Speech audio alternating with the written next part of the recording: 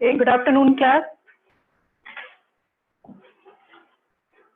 So we were discussing about the reproduction in cockroach. So we have already done the male and female reproductive system. We were only left with the fertilization process that is taking place in the cockroach. Okay. So is there any doubt? Previous class का कोई doubt है cockroach का entire morphology या anatomy में? So raise your hand.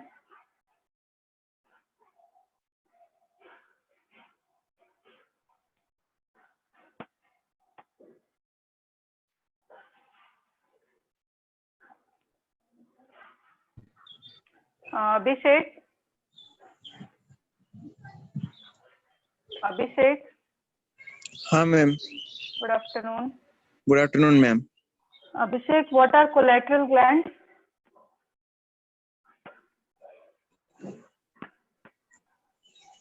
What are collateral glands? Ma'am, your voice is cracking. My voice is cracking.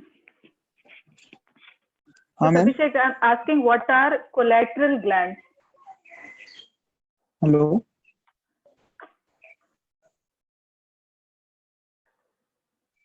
Ma'am सुनाई नहीं दे रहा है यार, क्रैकिंग हो रहा है फिर से बोलो. Okay, just a second, Abhishek.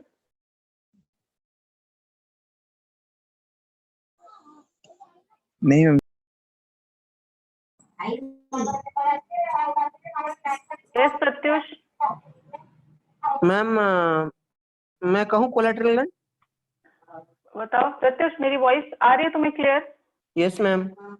Okay चलो, हाँ बताओ what are collateral gland? Ma'am जैसे हमारा मेल रिप्रोडक्टिव सिस्टम में एक होता है ग्लैंड मशरूम ग्लैंड, वैसे ही उनका भी एक फीमेल रिप्रोडक्टिव सिस्टम में उनका भी एक ग्लैंड होता है कोलैटरल ग्लैंड. ठीक है, good. And what is the function of collateral gland? Ootheca आपने कुछ लिखा था, मैंने ऊथेका वही इतना ही याद है मैम. अच्छा ठीक है. हाँ यस अभिषेक. Hello ma'am. हाँ मैं सुनाई दे रहा है. अभी सुनाई दे रहा है ना? हाँ तो what is the function of collateral gland? Ma'am, this gland produce secretion that cover two parallel rows of eggs during oviposition and in oviparous species. It become the turns cultured rigid out to the catching of Othosia.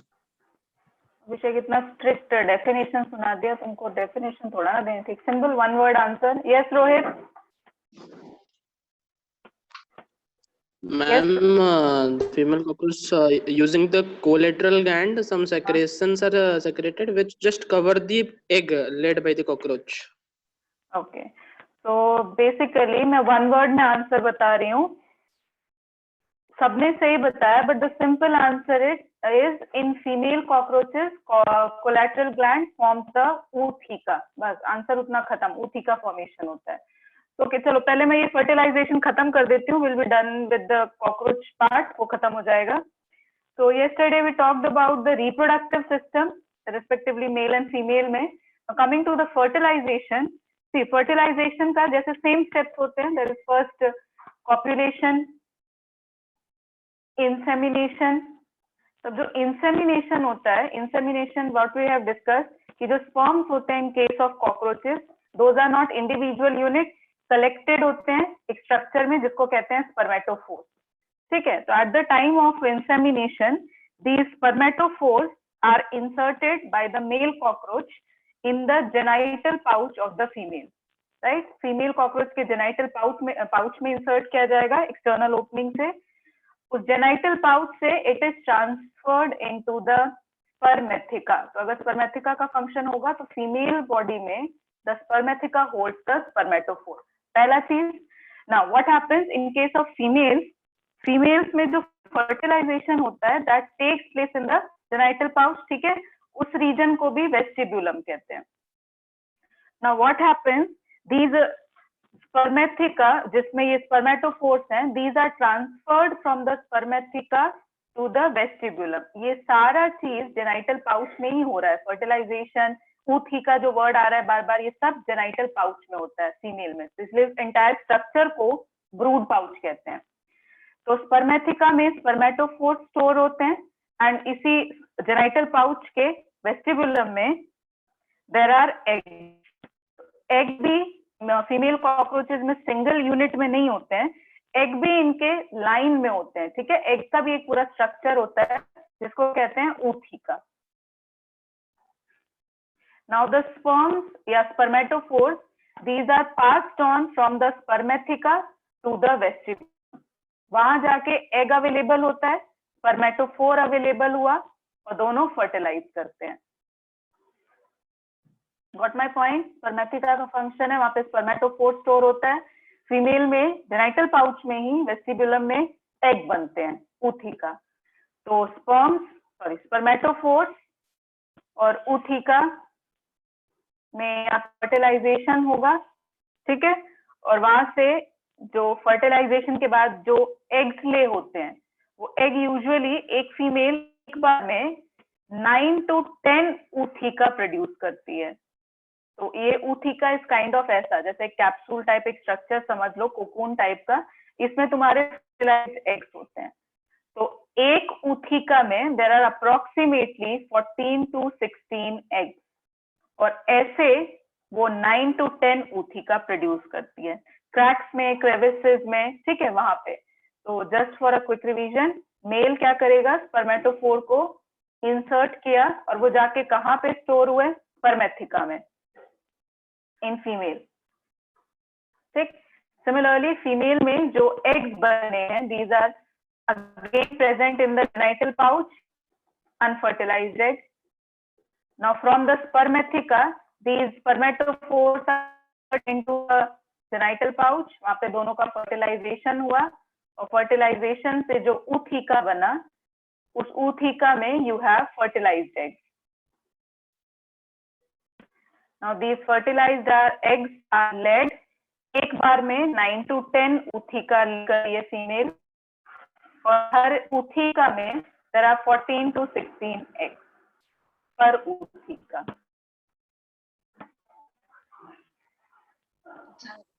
Sharmishtha, ये समझ आ गया? Sharmishtha, Yes, ma'am. Yes, ma'am. ये समझ आ गया? Yes. Okay. Now what we say कि insects में जो डेवलपमेंट होती है, पता होगा तुम्हें, दैट इज मेटामॉर्फोसिस। तो कॉकरोच, क्योंकि तुम्हें पता होना चाहिए, कॉकरोच में बोलते हैं the metamorphosis is paurometabolous. Satish, I am coming to you, just let me finish this. Paurometabolous का मतलब होता है कि जो मेटामॉर्फोसिस है वो ग्रेजुअल होती है। ग्रेजुअल का मतलब है कि पहले एग आया, एग के बाद आता है लार्वा, ठीक है। लार्वा भी एक सिंगल लार्वल स्टेज नहीं होते, बहुत सारे लार्वल स्टेजेस होते हैं। Then it has nymph, then nymph में भी 3-4 निम्फल स्टेज होंगे, फिर एक अडल्ट कॉकरोच बनता है। तो जब Metamorphosis step by step gradually चलती है, ये सारे स्टेजेस देखने को मिलते हैं, वैसी मेटामॉर्फोसिस को कहते हैं पोरोमेटाबोलस। यस प्रत्युष? मैम, ये जो आपने जो फर्टिलाइज्ड ऊथिका में से एग निकलता है, ये सब क्या एग मतलब क्या फीमेल? जो आपने लिखा वो थोड़ा समझ नहीं पाए, मतलब तो ये सब फीमेल हो गए, मेल कहाँ है? नहीं नहीं नहीं बच्चे, सब फीमेल कहाँ से हो गए? तो मेल वो तो डिसाइड होगा ना तुम्हारा। अच्छा, कमिंग बैक, 12th में तुमने सेक्स डिटर्मिनेशन पढ़ा है Pratyush, principal Yes, of ma'am. Inheritance में। उसमें Yes, ma'am. इंसेक्ट्स में, कॉकरोचेस में कैसा सेक्स डिटर्मिनेशन होता है? ये थोड़ा आपने XX0 हाँ, XX0 श्योर। चिंटिका में जो होता है तो ये होता है, ये मैम थोड़ा याद नहीं है। तो प्रत्युष, चलो जो भी है, तुम्हारा क्वेश्चन का आंसर यही है, XX, X0 हो या जो भी हो, तो वो तो डिटरमाइन करेगा स्पर्म कौन सा आ रहा है ना। मैंने फर्टिलाइज्ड एग कहा है, जैसे बर्ड्स जो एग ले करती हैं, that is a fertilised egg. मैंने ये नहीं कहा कि एग मतलब फीमेल, उस एग से कुछ भी बन सकता है। मैं तो ये बताया है कि वो एग बनाया था, एग में स्पर्म गया होगा। अब डिपेंडिंग कि उस स्पर्म में कौन सा क्रोमोसोम है, उससे वो तुम्हारा डिटरमाइन करेगा कि मेल कॉकरोच बनेगा, फीमेल कॉकरोच बनेगा। उसका इससे कोई रिलेशन नहीं है, वो तो कौन सा क्रोमोसोम है वो उस पर डिपेंड करता है। Okay ma'am. हाँ प्रत्युष, फर्टिलाइज्ड एग मतलब कि एग में स्पर्म फ्यूज हो चुका है और वो फर्टिलाइज्ड हो गया है। स्पर्म अपना सिर्फ न्यूक्लियस देता है ना, इसलिए हम वर्ड हमेशा फर्टिलाइज्ड एग यूज करते हैं, क्योंकि स्पर्म का सिर्फ न्यूक्लियस अंदर जाता है, rest is everything of the sperm, sorry egg. Okay, तो फिर कॉकरोच में याद रखना पोरोमेटाबॉलिसीन, तो उसमें तुम्हारा egg, larva, nymph stage and then you see an adult stage metamorphosis के through. Okay, now is there any doubt? Fertilization in cockroach में कोई डाउट है?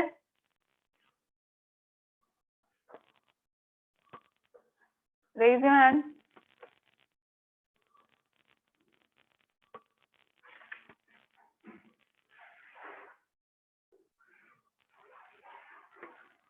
सत्यरंजन। हेलो हाँ hello Satyaranjan. Hello hello Satyaran, am I audible to you? Can you hear me? Hello No. Utkalika, Utkalika, hello hello. Utkalika, am I audible to you? Yes ma'am. Ma'am एक doubt था हाँ बोलो। Ma'am, ओसिलस का मतलब समझ में नहीं आया। ऑसिलस का बच्चे, ऑसिलाई होते हैं प्राइमरी आई, जैसे हमने अभी कॉकरोच में देखा था। कॉकरोच में मैंने बताया कि it has a compound eye. Compound eye मतलब उसमें एक मोज़ैक रीजन होता है, ये पता होगा ना उत्कलिका? Yes ma'am. हाँ, तो उसी का जस्ट सिंपलर फॉर्म, मतलब ऑसिलाई इज योर प्राइमरी आई, इसको हम सिंपल आई कहते हैं। तो ऑसिलाई एक रूडिमेंट्री स्ट्रक्चर, जब आईज का एवोल्यूशन हुआ था तो सीधा नहीं हुआ था कि इंसेक्ट्स में एकदम कंपाउंड आ गई, आई आ गई थी। पहले उनमें सिंपल आई थी। सिंपल आई मतलब उनमें इतना क्लियर मोज़ैक विजन नहीं होता था, वो सीधे सीधे सिर्फ लाइट डिटेक्टिंग ऑर्गन का काम कर रहे थे। तो ऑसिलाई एज द प्राइमरी या सिंपल आई, जिसका मेन फंक्शन होता है फॉर फोटो रिसेप्शन, लाइट वगैरह के लिए सेंसिटिव थे, विजन के लिए इतना क्लियर कट विजन नहीं था। तो कुछ इंसेक्ट्स में, कुछ आर्थ्रोपोड्स में ऑसिलाई भी होता है in addition to the compound eye. Okay Kalika? Yes Ladli. Ma'am, mandible maxillary performs the same function that's a cutting, chewing and grinding. Then what's हाँ the need of the gizzard? Gizzard भी तो वही grinding करता है, तो बिल्कुल what's the सारा basic वही। difference? हाँ बिल्कुल, कॉकरोच में यही है बच्चे, उसमें क्योंकि डाइट ओमनिवोरस है तो उसमें दोनों स्ट्रक्चर एक ही जैसे बना है। अब मैंडिबल और मैक्सिलरी जो होते हैं वो एकदम ऐसे स्ट्रक्चर होते हैं, काइंड ऑफ रफ एजेस होते हैं। गिजर्ड तुम्हारा जो बोलोगे मैस्टिकेशन या जो करता है वो काइंड ऑफ मस्कुलर मूवमेंट से करता है, राइट। वेयर जो माउथ पार्ट्स होते हैं वो समझ लो physical force, suppose hard surface rub करके तब मैस्टिकेशन करते हैं। दोनों का मेथड अलग है, ठीक है, वन थिंग। सेकेंड थिंग, गीजर्ड का जो वो मैस्टिकेशन या च्यूइंग होता है वो करवाता है with addition to the chemical जो सिक्रीट हुआ है हिपैटिक सी का, उसके साथ। तो उसमें दोनों प्रोसेसेस चलते हैं, मैस्कुलर च्यूइंग भी चलता है और केमिकल डाइजेशन भी। बस बाकी अगर वो फंक्शन की बात करो तो दोनों का फंक्शन सेम है। Okay Ladli? Yes, ma'am. Yes, ma'am. Thank you. Okay, yes Vinayak.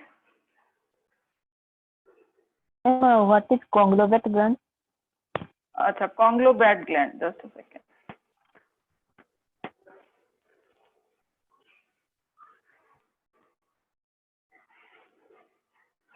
कोई बताएगा व्हाट आर कॉन्ग्लोब्रेट ग्लैंड? ये तो पता होगा, आपस में आंसर दे सकते हो।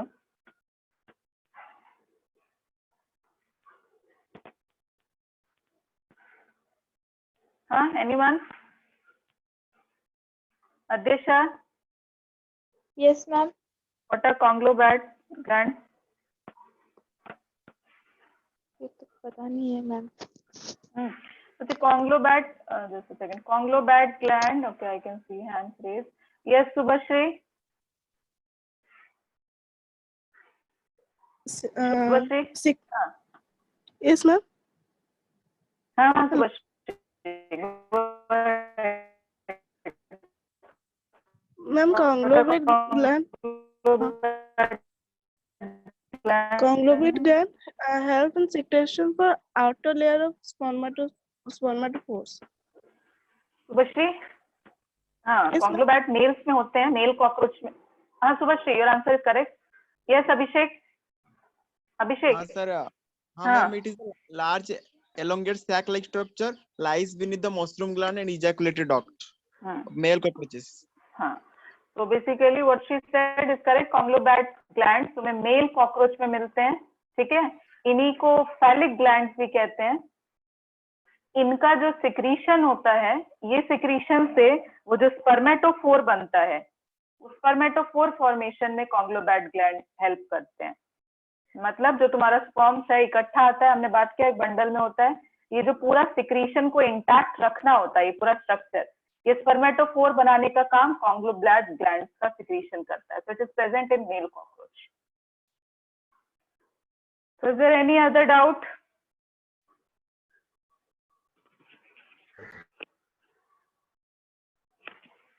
नो?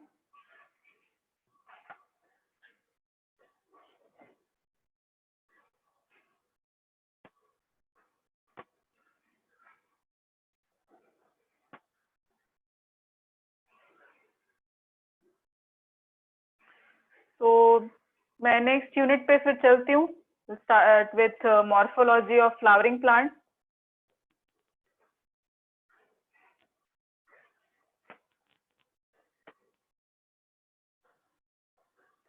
तो जस्ट मेक श्योर जितने यूनिट्स तुमने अभी पढ़े हैं, 5-6 यूनिट जो भी हुए हैं, उसमें तुम्हारे क्वेश्चन सारे श्योरिटी से हो जाए, अगर तुमको कोई डाउट नहीं है तो। Okay, so I am starting with morphology of flowering plant. तो मॉर्फोलॉजी, देन इसके बाद हमारा एनाटॉमी का यूनिट आएगा, एंड इस मॉर्फोलॉजी में will be dealing with root, stem, leaf and flower morphology. Anatomy में फिर से वही पढ़ना है, रूट, स्टेम, लीफ, बट उसको हम सेक्शन के लेवल पे पढ़ेंगे, मतलब टिश्यू और सेल्स की भाषा में बात करेंगे, दैट इज एनाटॉमी, उसको हम हिस्टोलॉजी कहते हैं। Now coming to morphology, morphology that is the external structure. First we will starting with root, right? तो जो बेसिक चीजें तुम लोगों को पता है, रूट का अगर एक्सटर्नल स्ट्रक्चर देखोगे तो you can see 3 zones, right? One is called as, this is a root zone या region of cell division. Then region of elongation. Then we have the third part, the region of maturation. तो एक normal tap root का या root का structure पढ़ोगे तो तुमको उसमें 3 जोन दिखते हैं। नाउ जो सबसे इधर का तरफ जोन होता है, that is covered by a structure which is called as the root cap,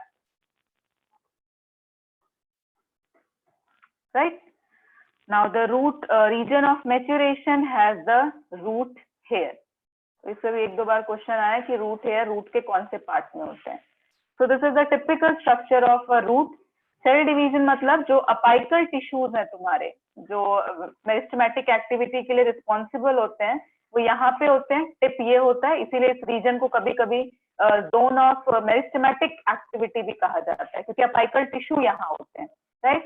then यहाँ जो सेल डिवाइड हुए वो पीछे जाएंगे या फर्दर यहाँ डिवीजन होता रहेगा, पुराने सेल पीछे जाएंगे, तो पहले साइज में इंक्रीज होंगे, साइटोप्लाज्म ज्यादा बढ़ेगा, then later on they differentiate here, that's why it is called as region of maturation या region of differentiation. Okay, so this is the structure of a root. Now जो तुम्हारा इस morphology unit में सबसे ज्यादा important रहेगा with respect to root, stem, leaf, वो है मॉडिफिकेशन। ठीक, मॉडिफिकेशन पे बहुत क्वेश्चंस आते हैं। तो पहला यस अभिषेक। मैम मेरिस्टेमेटिक एक्टिविटी क्या होता है?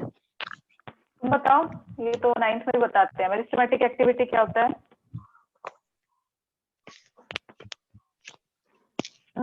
Abhishek, what is meristematic activity? What are meristematic tissues? Ma'am पता नहीं। बच्चे, मेरिस्टेमेटिक होता है जहाँ पे सेल डिवीजन बहुत ज्यादा होता है। ठीक है, मेरिस्टेमेटिक टिश्यू पढ़े हैं ना तुमने, lateral meristem, apical meristem, intercalary meristem. उनका काम होता है सेल डिवाइड कराना, लेंथ बढ़ाना, विड्थ बढ़ाना। ठीक है, तो प्लांट्स में उन टिश्यूज को मेरिस्टेमेटिक टिश्यू कहते हैं। ठीक है, yes ma'am. Yes Pratyush. Ma'am ये जो आप meristematic zone virus free plant होता है, वो जो एपिकल मेरिस्टेम, वो क्यों उसको वायरस फ्री कौन बनाता है? बच्चे, वो सेल्स क्योंकि इतना कंटिन्यूअसली डिवाइड, मैम आपका वॉइस क्लियर नहीं आ रहा है। डिवीजन रेट इतना फास्ट होता है हाँ वॉइस क्रैकिंग हो रहा है, सुना ही नहीं रहा, थोड़ा थोड़ा।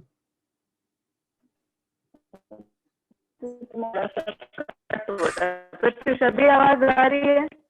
Yes ma'am. Okay, let me check again.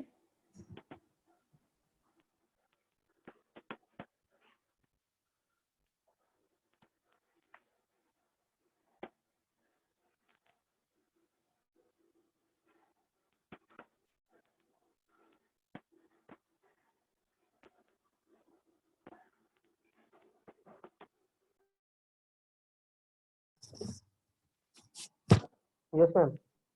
Okay see basically होता क्या है, जो प्लांट वायरसेस होते हैं उनको सरवाइव करने के लिए वो उसके वैस्कुलर सिस्टम को टारगेट करते हैं, राइट। प्लांट वायरसेस प्लांट के वैस्कुलर सिस्टम को टारगेट करते हैं। तो जो मेरिस्टेमेटिक टिश्यूज बनते हैं उनमें ग्रोथ इतना फास्ट होता है, डिवीजन इतना फास्ट होता है कि उनमें वैस्कुलर टिश्यूज बनते ही नहीं है, ठीक है।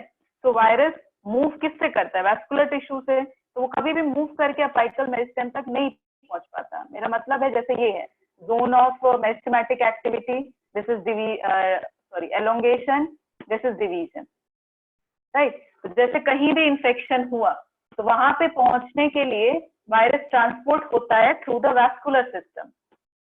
अब मेरिस्टेमेटिक टिश्यूज का ये खासियत है कि वो इतना रैपिडली डिवाइड होते हैं कि वहां पे वैस्कुलर टिश्यू आ ही नहीं पाता। वैस्कुलर टिश्यू मतलब डिफरेंशिएट होके, तो क्योंकि ये सेल्स कंटिन्यूअसली डिवाइड करते रहते हैं तो वायरस वैस्कुलर मीडियम से कभी वहां पहुंच ही नहीं पाता, क्योंकि वहां पे इतना रैपिड सप्लाई नहीं है। इसीलिए वायरस फ्री प्लांट ग्रो करने के लिए ये लिया जाता है, मेरिस्टेमेटिक कल्चर किया जाता है। अभी समझ आ गया हो? चलो, coming to the modification of root. Modification of root भी तुमको दिखेगा कि हम दो टाइप के रूट हमको मेन पता है, one is a tap root and one is your fibrous root. देखो, up to the class of 9th और 10th तक तुमको बताया जाता है कि टैप रूट होता है और एक मोनोकॉट का एडवेंटिशियस रूट होता है, उसी को कई बार फाइबरस रूट भी कहते हैं। बट अभी तुमको पता चलेगा कि दोनों चीजों में थोड़ा सा डिफरेंस होता है। टैप रूट तो तुमको पता है कि एक प्राइमरी रूट हुई, उसके बाद तुमको उसका सेकेंडरी रूट, टर्शरी रूट, ये सब दिखता है। फाइबरस मतलब कोई प्राइमरी नहीं है, पूरा ऐसा घास जैसा पूरा उगा हुआ है, ठीक है। फाइबरस और एडवेंटिशियस ऑलमोस्ट सेम ही होते हैं, बस फर्क ये होता है स्ट्रक्चर दोनों का सेम है। फाइबरस रूट क्या होता है? फाइबरस रूट में जो रूट आता है, it originate from the base of the stem. जैसे वीट में देख लो, राइस में देख लो, जैसे ये स्टेम होती है, रूट उसी स्टेम के बेस पार्ट से ओरिजिनेट होना स्टार्ट हो जाता है। तो that is a fibrous root, right. अब एडवेंटिशियस रूट्स वो होते हैं जो तुम्हारे प्लांट के किसी भी पार्ट से ओरिजिनेट होंगे बट कभी भी रेडिकल से ग्रो नहीं करते हैं। What my point? Tap root वो होता है जिसका रूट हमेशा रेडिकल से डेवलप होता है। तो fibrous root is only from the base of the stem. Adventitious root किसी भी पार्ट से, बस रेडिकल से नहीं। अब तुम ये बोल सकते हो कि fibrous root is a type of adventitious root. Jyotirmayee, ये समझ आया? ज्योतिर्मयी, सुन रहे हो?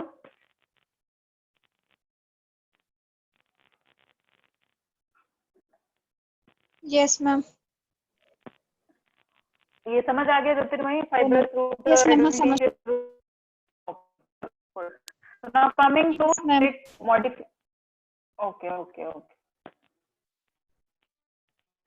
okay, now coming to the modifications. Modification फिर इसी दो फॉर्म में देखेंगे, one is the modification of a tap root and one is the modification of a fibrous root.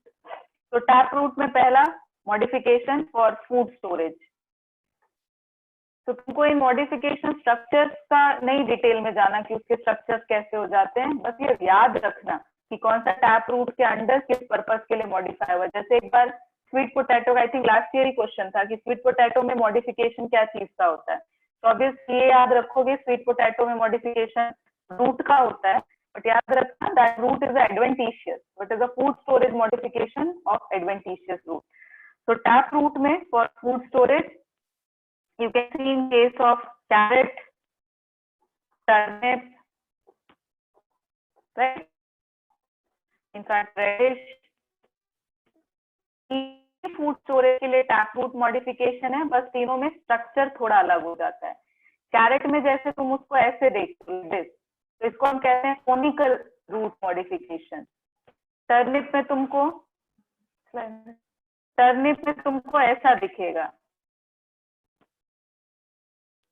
तो ऐसी मॉडिफिकेशन को कहते हैं नेपिफॉर्म। और रेडिश में तुमको प्योर कॉनिकल नहीं दिखेगा, जिसमें ऊपर था फिर ऊपर ऐसा दिखेगा, टेपरिंग एंड दिखेगा। This is called as fusiform. ठीक, 3 मॉडिफिकेशन तुम देखते हो for food storage. That's it. ये हो गया तुम्हारा पहला, कॉनिकल, फ्यूजिफॉर्म, नेपिफॉर्म। अच्छा, वन मोर थिंग, ये समझ आ रहा है ना? यू कैन रेज हैंड, बीच में बता देना अगर ये कुछ समझ नहीं आया। Okay, now next is your for respiration. अभी मैं टैप रूट ही बता रही हूँ। Now the function has changed, tap root modification for respiration. तो रेस्पिरेशन के लिए तुम्हारा मॉडिफिकेशन होता है न्यूमैटोफोर। मॉडिफिकेशन का नाम है न्यूमैटोफोर। इज अ रूट जो देखा जाता है तुम्हारा मैंग्रोव प्लांट्स में। ठीक है, जो मार्शी एरियाज में होते हैं, दलदल वाले एरिया में, वहां पे जो प्लांट्स होते हैं या ट्रीज होती हैं, फॉर एग्जांपल राइजोफोरा, उनमें क्या होता है कि जो रूट होती है, जैसे वो मार्श दलदल है, नीचे ऑक्सीजन का कमी होता है, ठीक, उसमें रूट्स जो हैं थोड़ा सा ऊपर आ जाती हैं, they come out of the ground. और ये रूट्स कैसी हैं फिर तुम्हारी? These are apogeotropic, they are working against the gravity. नीचे जाएंगी फिर ऊपर आ जाती हैं फॉर रेस्पिरेशन। आई होप ये क्लियर होगा। तो वेरी इंपॉर्टेंट, इसमें बहुत बार क्वेश्चन आया हुआ है। Function is respiration, name of modification is pneumatophore, example of the plant is rhizophora. इनको हम रेस्पिरेटरी रूट्स भी कहते हैं भाई कई बार। Done. Now third type of modification. Yes Pratyush. Ma'am, हर एक प्लांट को अगर उसी मार्शी एरिया में छोड़ा जाए तो उसका भी ऐसा जो निमाटोफोर में जो रूट ऊपर आएगा और नहीं आएगा? नहीं, एकदम से नहीं आएगा। वो उन्होंने एकदम से नहीं किया। दैट हैज बीन, वो इवोल्यूशन का रिजल्ट है। वो बहुत साल लिया होगा उसको वैसा मॉडिफाई करने का। अभी तुम यहाँ से कोई रोज का उठा के डेजर्ट में डाल दोगे तो उसका लीफ कैक्टस जैसा नहीं हो जाएगा ना। दैट इज एवोल्यूशन, अपने हैबिटेट के अकॉर्डिंग उसने इवॉल्व किया। ठीक है, takes time. Okay Pratyush? Yes ma'am, yes ma'am. Okay, so third modification under taproot is nodulated root. Nodulated as the name suggests, जैसे रूट नोड्यूल्स बनते हैं तुम्हारे पल्सेस में। फंक्शन क्या है? Nitrogen fixation. That's it, simple. So ये था हमारा modification in taproot. Now modification in adventitious roots, right? Adventitious roots में पहला, for the function of food storage. Example तुमको पता है, लास्ट ईयर जो क्वेश्चन था तुम्हारा, that was in sweet potato. ठीक है, but sweet potato is a food storage modification adventitious, और इस मॉडिफिकेशन का नाम है ट्यूबरस। याद है, पोटैटो को भी ट्यूबर ही कहते हैं, बस पोटैटो इज अ डाइकॉट, तो वो टैप रूट मॉडिफिकेशन स्टेम में आएगा and this is a root. एक ये हुआ।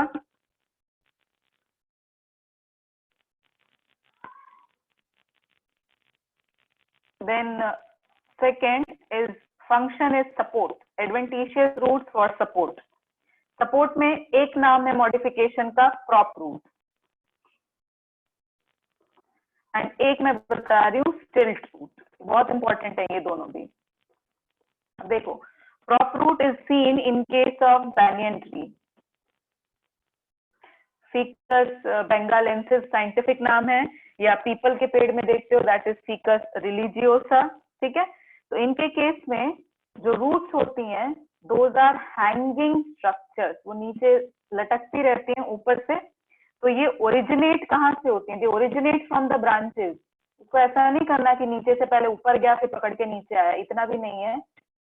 द ब्रांचेस से ओरिजिनेट होंगी ये lateral and then they start touching the ground, फिर ग्राउंड को जाके पकड़ती हैं ताकि जो उनका हॉरिजॉन्टल एक्सटेंशन हो banyan tree या पीपल ट्री का, तो उसको सपोर्ट दे सके। तो this is a prop root. Stilt root तुम देखते हो in case of maize, sugarcane, तो उसमें रूट जो होती है, यू हैव सीन अ मेज और शुगर केन, वो थोड़ा सा ग्राउंड के बाहर होती है और वो ऐसे होती है ऑब्लिक, ताकि जो मेज या शुगर केन हो जो कि एक इरेक्ट स्ट्रक्चर है, स्ट्रेट होता है, उसको सपोर्ट मिले कि वो सीधा खड़ा रहे। तो इनके केस में the roots are obliquely penetrating the ground, obliquely नीचे जाती है, ग्राउंड को पेनिट्रेट करती है। Everyone has seen a sugarcane. Tulsi, stilt root समझ आया? Yes, ma'am. Sure? Yes, ma'am. Okay,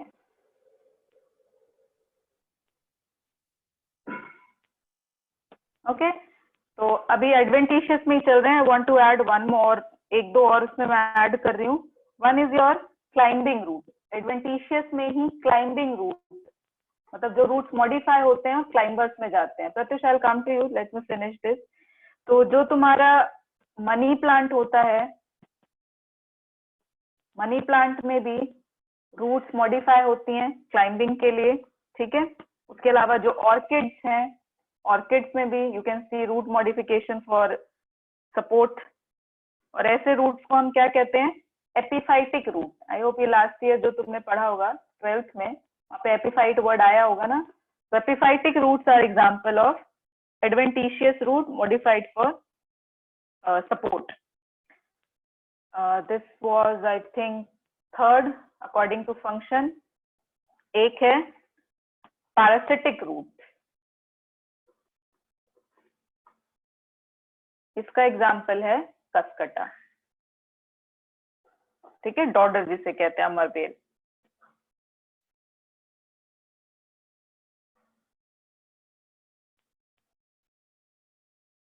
okay, तो इसके अलावा बहुत सारी मॉडिफिकेशंस होती है। मोनोली फॉर्म है, ठीक है, ट्यूबी फॉर्म है। तो वो जो रूट मॉडिफिकेशंस हैं उन पे यूजुअली क्वेश्चन नहीं आया है, तो उस पे इतना डिटेल में घुसने का जरूरत नहीं है। अभी इसके अलावा बताना हो तो यू हैव बट्रेस रूट, ठीक है, फ्लोटिंग रूट, बहुत सारे इसमें, एन्यूलेटेड, नॉड्यूलेटेड, मोनोली फॉर्म। तो दैट इज नॉट इम्पोर्टेंट, इस पे क्वेश्चन नहीं आया तो उसमें इतना डिटेल में नहीं जाना। Yes Pratyush, what was your doubt? Ma'am मैंने पूछा कि वो जो आपने कहा कि स्टिल्ट रूट वो रेस्पिरेशन कैसे करता है? रेस्पिरेशन मैंने रेस्पिरेशन नहीं कहा बच्चे। स्टिल्ट रूट रेस्पिरेशन क्यों, रेस्पायर क्यों करेगा? मतलब वो हेल्प नहीं करता रेस्पिरेशन में, उसका काम है उसको नहीं। सपोर्ट देना। हाँ, ना सपोर्ट तो देगा, पर उसको भी तो रेस्पिरेशन चाहिए ना। तो हर प्लांट को चाहिए, तो नीचे जो ग्राउंड के हैं उनको भी रेस्पिरेशन चाहिए, बिल्कुल चाहिए। फिर तो वो तो फ्री एयर में रहते होंगे ना, कुछ पार्ट उसका फ्री एयर में रहता होगा और कुछ पार्ट बिल्कुल, मिट्टी के अंदर रहता होगा। हाँ राइट। तो हाँ, ऊपर जो पार्ट एयर में रहता है वो कैसे रेस्पिरेशन करेगा? रेस्पिरेशन कह रहा हूँ, न्यूट्रिशन कैसे लेगा? मतलब वो तो एब्जॉर्ब कुछ नहीं कर पाएगा, ऊपर केवल खाली रहेगा। For that it has a vascular system ना, उसके पास जाइलम फ्लोएम है ना, तो ट्रांसपोर्ट है उसके पास भी, तो जाइलम फ्लोएम से आएगा। नीचे भी रूट है, ऐसी बात नहीं कि वो पूरा ऊपर है, बट उनके पास पूरा वेस्कुलर टिश्यू है, जाइलम फ्लोएम में कंडक्शन होगी, नीचे वाले रूट्स वाटर अब्सॉर्ब करके पहुंचाएंगे। Okay Pratyush? Okay, yes ma'am.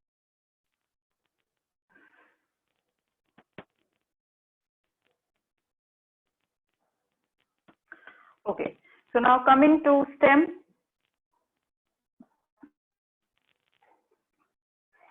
अब stem is the structure which derives from the plumule. Plumule region से आता है, जो germinating seed का embryo होता है, तो plumule region से stem आता है। अब हर stem में तुमको जो part दिखते हैं, one is a node, जहाँ से तुम्हारा या तो branch आ सकती है या leaf आती है, this is a node, this is a node, और दो node के बीच में जो region होता है, that is called as a internode. तो एक स्टेम का यूजुअली जो हाइट बढ़ता है, that is because of this internodal growth, यहाँ पे तुम्हारे इंटरकैलरी मेरिस्टेम्स होते हैं तो इंटरनोडल ग्रोथ कराते हैं। ओके, नाउ टिपिकल स्टेम का तुमको काम पता है, सपोर्ट देता है, वैस्कुलर टिश्यूज होते हैं उसमें, वो सबका काम कराता है। What we have to study is the modification of the stem. ठीक है, हमको स्टेम मॉडिफिकेशन पे ध्यान देना है। अब देखो, स्टेम सबसे ज्यादा डिटेल्ड मॉडिफिकेशन दिखाती है, ऑलमोस्ट हर प्लांट में तुमको मॉडिफिकेशन दिखेगा। तो स्टेम मॉडिफिकेशन को हम 3 पार्ट्स में पढ़ते हैं। One is a underground stem modification, right? Second is a subaerial modification of stem, and the third is a aerial modification of stem. मतलब स्टेम नीचे जाके मॉडिफाई हो रही है, जैसे जिंजर टर्मरिक में वो अंडरग्राउंड होगा। सब एरियल होगा कि जैसे तुम्हारा ग्रासेस होती हैं ग्राउंड के कांटेक्ट में ही है, ठीक है, टच करके रखती हैं, ये सब एरियल हुआ। और अगर इरेक्ट है एकदम खड़े होके तब कुछ मॉडिफिकेशन हो रही है, दैट इज एरियल। तो स्टेम में तुमको सबसे ज्यादा डिटेल्ड मिलेगा मॉडिफिकेशन का। Now first coming to the underground modification. Underground modification में first is a rhizome. Can anyone tell me what is a rhizome? Raise your hand.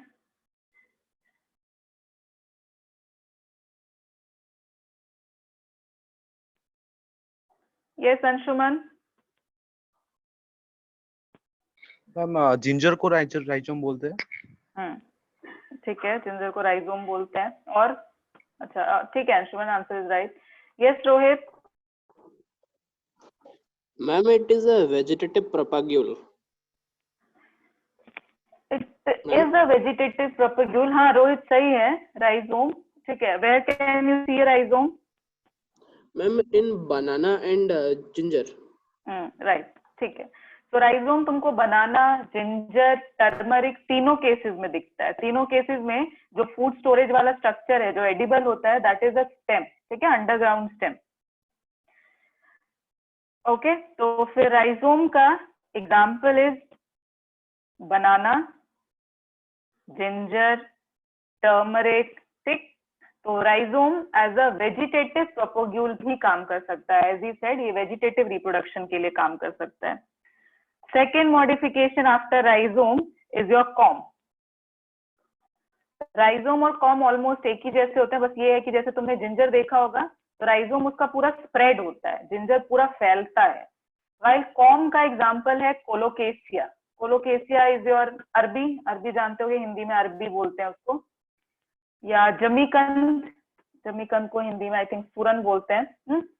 तो जिंजर जैसे तुमको हॉरिजॉन्टल ग्रोथ दिखाता है, कोलोकेसिया वर्टिकल ग्रोथ दिखाता है। ठीक है, अरबी जो होता है that is vertical in growth and इसमें वो हॉरिजॉन्टल होता है। तो दोनों में यही डिफरेंस है, अदरवाइज दोनों एक जैसे ही लगते हैं स्ट्रक्चरली जो होगा। Third modification is the tuber. Satish, I'll come to you. Let me finish the underground stem modification. I'll come to you. Then we have tuber. Tuber होता है पोटैटो, राइट? पोटैटो तुमको पता है फूड स्टोरेज स्ट्रक्चर है। Now third is your bulb. Bulb तुमको दिखता है onion और गार्लिक में। तो अनियन और गार्लिक में इनफैक्ट पूरा प्लांट ही तुमको मॉडिफाइड स्ट्रक्चर लगेगा, तो ऐसा स्टॉक जैसा आता है नीचे जिसमें ऐसे ऐसे रूट्स निकलती हैं। तो ये जो पार्ट है, this part, this is the stem. Onion है ये, अगर नहीं लग रहा देखने में तो मैं बता देती हूँ, ये अनियन है मेरा। एंड ये जो पार्ट है which is the edible part in case of garlic and onion, ये तुम्हारा लीफ होता है। पता होगा तुमको, अनियन में एडिबल थिंग इज लीफ, जो छोटे छोटे नीचे निकले होते हैं, that is the root. Yes Pratyush. Ma'am ये जो आपने कहा कि बनाना में वेजिटेटिव प्रोपाग्यूल इज राइजोम, वो जो propagule means what? Propagule is any part which helps in the propagation. Propagule कोई भी पार्ट को प्रोपोग्यूल बोल देते हैं। मैम हमारे बुक में लिखा था कि बनाना का शक्कर होता है। किसमें? बच्चे बनाना का तुम किसी भी पार्ट में कर सकते हो। ठीक है, शक्कर भी होता है, शक्कर भी मिलेगा तुमको कई जगहों पे, वो भी सही है। मेनली राइजोम के थ्रू किया जाता है। शक्कर इज अ डिफरेंट थिंग, शक्कर सब एरियल में आता है, come to subaerial again. ठीक है, मतलब दोनों पार्ट से भी हो सकता है, मतलब दोनों राइजोम पार्ट से भी हो सकता है और शक्कर से भी हो सकता है। ओके मैम, दोनों से हो सकता है। Okay ma'am, thank you. Okay तो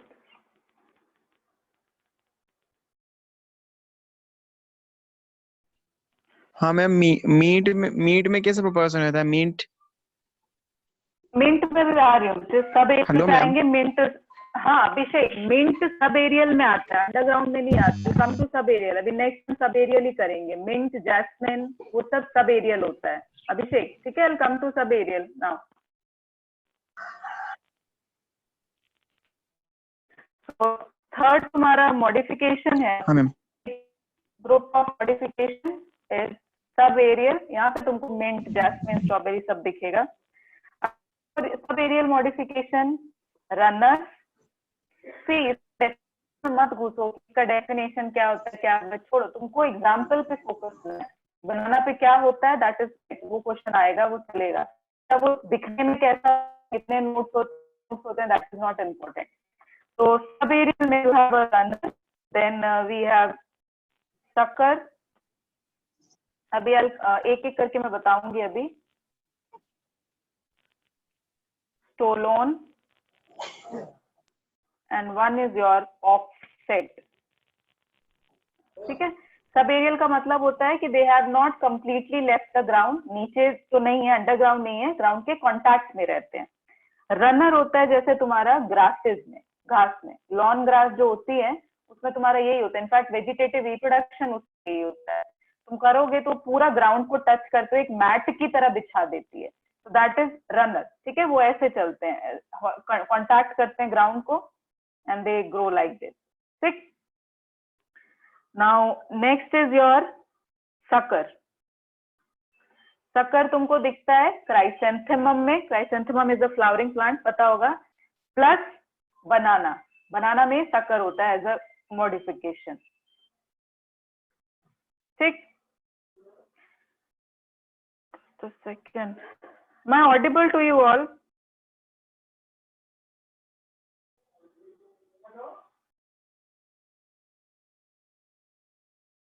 यस अभिषेक?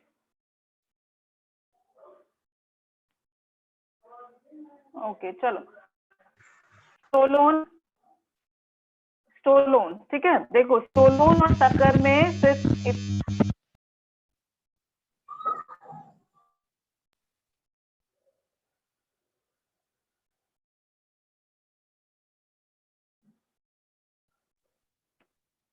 देखो स्टोलोन और शक्कर में सिर्फ इतना डिफरेंस होता है, जैसे शक्कर्स होते हैं, ये तुम्हारा सपोज ग्राउंड है, ये, और ये नीचे रूट है। स्टेम का अगर कोई जो नोड है जहां से एक नया ब्रांच आएगा, वो अगर ऐसे नीचे वाला नोड से निकलता है, नीचे से ऊपर आता है, दैट इज अ शक्कर। अगर बिलो द ग्राउंड, नोड जो है वो ग्राउंड से थोड़ा नीचे है, ऊपर है, दैट इज अ शक्कर। स्टोलोन होता है सेम, लेकिन इस बार जो तुम्हारा नोड है वो अबव हो ग्राउंड के, फिर वो नीचे जाए और फिर वहां से एक नया आए, तो this is a stolon. I hope समझ आ गया। सकर नीचे से आता है, स्टोलोन ऊपर से आता है, ठीक है? तो ये क्वेश्चन था अभिषेक का कि मिंट में क्या होता है, तो कोई बताएगा मिंट में कौन सा होता है?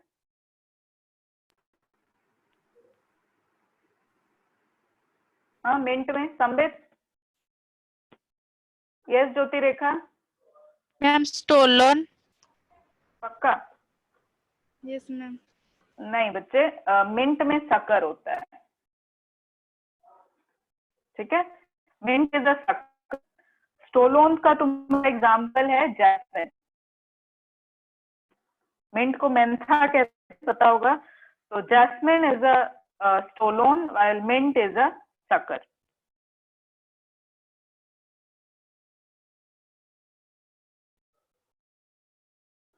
आई होप अभी आंसर मिल गया होगा।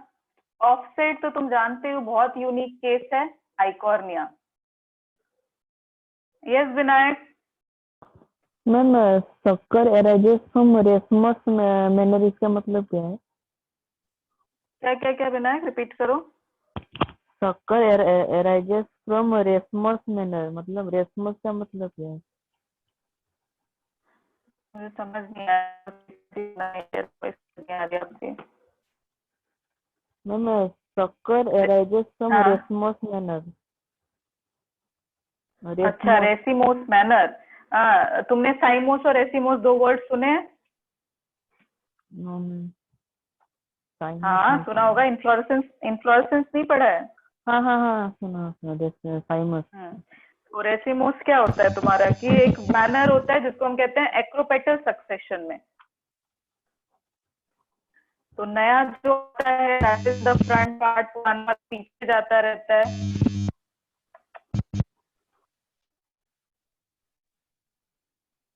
डोंट अनम्यूट योरसेल्फ, ये डिस्टरबेंस आ रहा है यहाँ पे।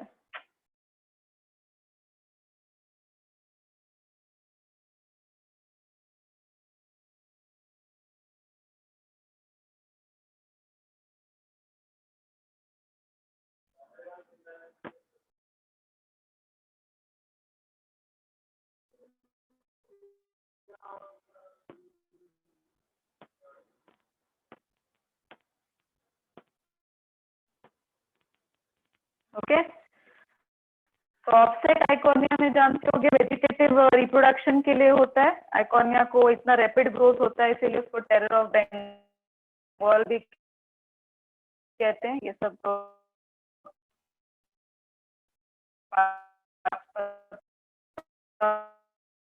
होगा ना। तो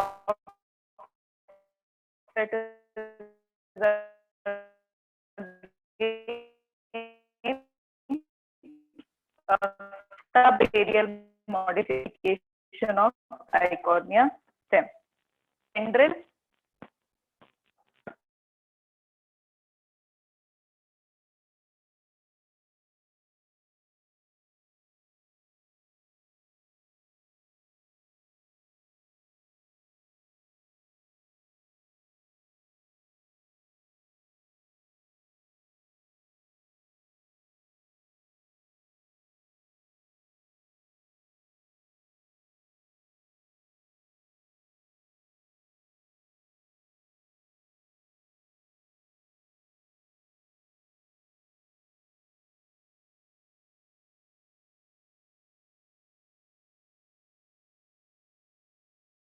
Okay, so sorry, net got interrupted.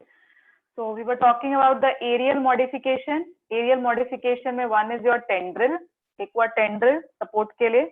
तो tendril का example है cucurbits। देखो टेंड्रिल वर्ड तुमको बहुत बार मिलेगा। लीफ भी मॉडिफाई होके टेंड्रिल बनाती है। तो जो भी तुमको क्लाइंबर्स दिखते हैं ना जो सपोर्ट लेके चढ़ते हैं एपीफाइट, उन सब में सपोर्ट के लिए कोई ना कोई स्ट्रक्चर मॉडिफाई होता है। जैसे कुकुरबिट्स में, कुकम्बर वगैरह में, इनकी फैमिली में जो मॉडिफाई होके सपोर्ट स्ट्रक्चर बनता है that is a stem modification. But अगर तुम जैसे बेटल में देखते हो पान, उसके केस में जो मॉडिफाई होता है that is the root.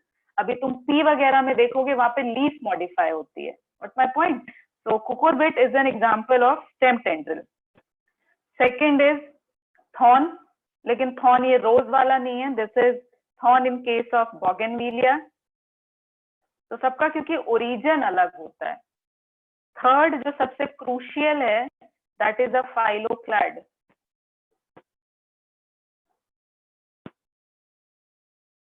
Pallavi, Pallavi,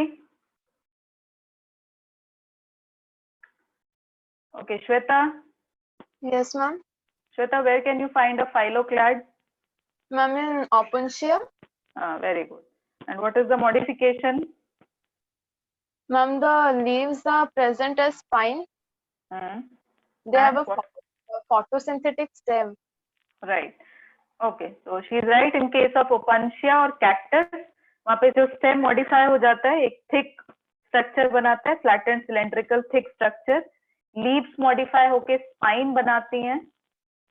ठीक है, तो ये this is a leaf modification. Pratyush, I will come to you, let me finish this. ठीक है, तो इनका काम होता है स्टोमेटा क्योंकि संकन होता है तो ट्रांसपिरेटरी लॉस नहीं होने देते, और वहाँ पे स्टेम काम करते हैं एज अ फोटोसिंथेटिक ऑर्गन। तो एक अडेप्टेशन है फॉर द ज़ेरोफिटिक प्लांट, मतलब कैक्टस में, यूफोर्बिया में, कोलोकोबा में। Okay, next is your cladode. Right, तो ज़ेरोफिटिक में ये करके चलना कि अगर मैं ज़ेरोफिटिक बोल रही हूँ तो opuntia is an example, euphorbia is an example, right. Now cladode भी तुम्हारा काइंड ऑफ फाइलोक्लैड जैसा ही होता है, बस फर्क ये है फाइलोक्लैड एक सिंगल स्ट्रक्चर ऐसे कैक्टस में जो निकलता है। क्लेडोड में क्या होता है कि जो फाइलोक्लैड्स होते हैं वो बंडल्स में आते हैं। जैसे तुम्हारा ये ट्री है तो यहाँ पे फाइलोक्लैड एक बंडल होगा, यहाँ पे एक फाइलोक्लैड बंडल होगा, तो नोड नोड पे फाइलोक्लैड का बंडल होता है, that is a cladode. Okay, चलो, so this is all about the modification of stem. Yes Pratyush, what was your doubt? Ma'am वो Yes. क्लाडोड था, आपने बोल दिया। बता दिया, क्लेडोड पूछ रहे थे। Yes ma'am. ओके,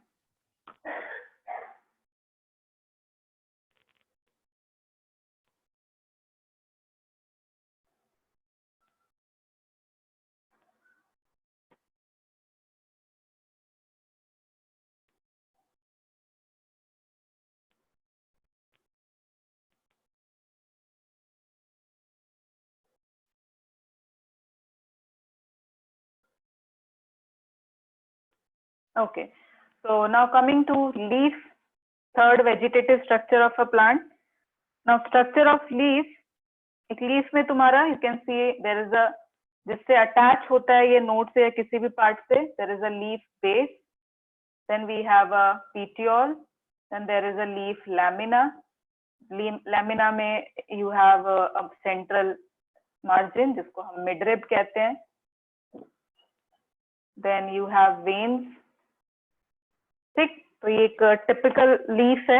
अब इसमें भी तुमको इतना सिंपल नहीं होता है, देयर आर सर्टेन मॉडिफिकेशन। ठीक है,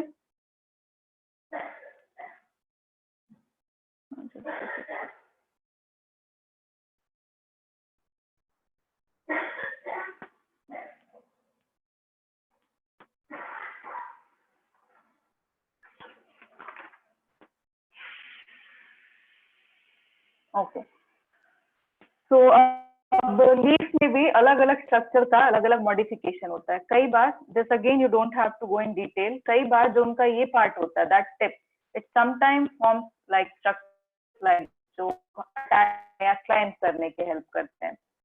कई बार तुमको जो ये लीफ बेस होता है ये थोड़ा सा स्वॉलन मिलता है, थिक है। अब this swollen leaf base is called as pulvinus, ये तुमको पी फैमिली में दिखेगा। ठीक है, और यहाँ से तुमको विद टेंड्रिल टाइप स्ट्रक्चर भी निकलते हुए दिखेंगे।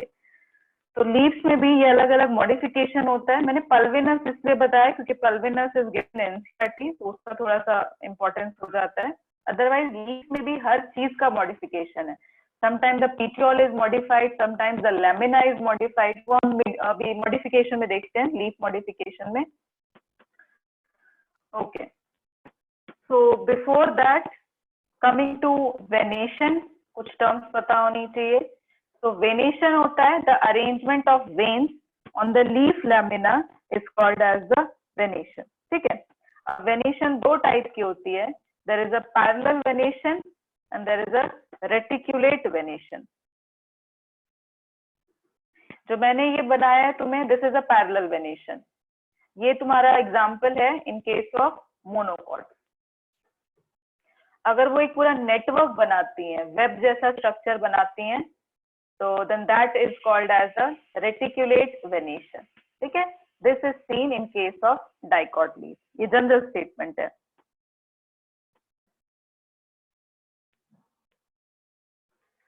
Now coming to type of leaf,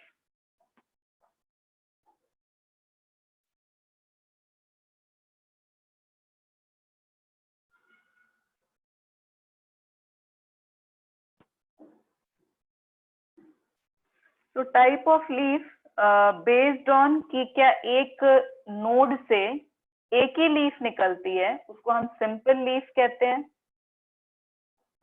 या there are more than one leaf that is called as a compound leaf. Right, अब देखो, अब एक लीफ निकला तो कोई कुछ उसमें आगे फर्दर पार्ट करना ही नहीं है, नोड है, वहां से एक मिडरिब निकला और वहां से तुम्हारा लीफ निकला, that is a simple leaf. Compound leaf होता है जैसे ये तुम्हारा एक मेन ब्रांच है या स्टेम है या जो भी है, वहां से एक नोड से अगर एक से ज्यादा लीफ निकल रही है that is a compound leaf. अब कंपाउंड लीफ भी दो टाइप से हो सकती हैं। हो सकता है एक ऐसा अरेंजमेंट हो ऐसी लीफ निकल रही हो बंडल में, ठीक है, this is a compound leaf. ऐसी अरेंजमेंट को कहते हैं पिन्नेटली कंपाउंड, ठीक। या ऐसा हो सकता है अदर केस, यहां से निकल रहा हो जो, और सारी लीफ ऐसे क्लस्टर में निकले पाम की तरह, this is called as a palmately compound. और इन दोनों लीफ का हम बोलते हैं मिडरिब की भाषा में अगर बात करें तो देखो इसमें एक मिडरिब होती है जो एक लीफ लेमिना को कट करती है, ठीक है, दो पार्ट में कट कर दिया। कंपाउंड लीफ में देखो ये जो तुम्हारा ये जो है दिस इज अ मिडरिब, ये मिडरिब है, और हम उसको ऐसे लीफ नहीं बोलते हैं जो एक एक चीज दिख रही है, इनको हम कहते हैं लीफ। इसमें बोलते हैं कि जो मिडरिब है, मिडरिब भी इंसाइज्ड होती है, कटी होती है। देखो इसमें जो मेन मिडरिब है it is been further segregated into two part. तो कंपाउंड लीव्स में the midrib is divided further. यहाँ देखो मिडरिब 5 पार्ट में डिवाइड हो रही है, this was the midrib and these were the leaflet. So a compound leaf is that leaf where the midrib is incised, it is cut. While in simple leaf there is a single midrib जिसका कोई incision नहीं होता है। So I hope ये समझ आ गया हो। Is there any doubt? किसी को कोई डाउट है? हिमांशु? हिमांशु?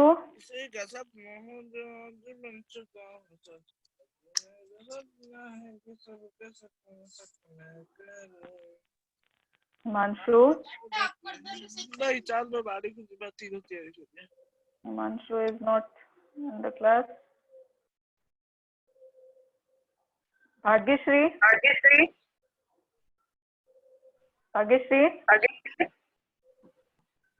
Bhagyashree ये समझ आया?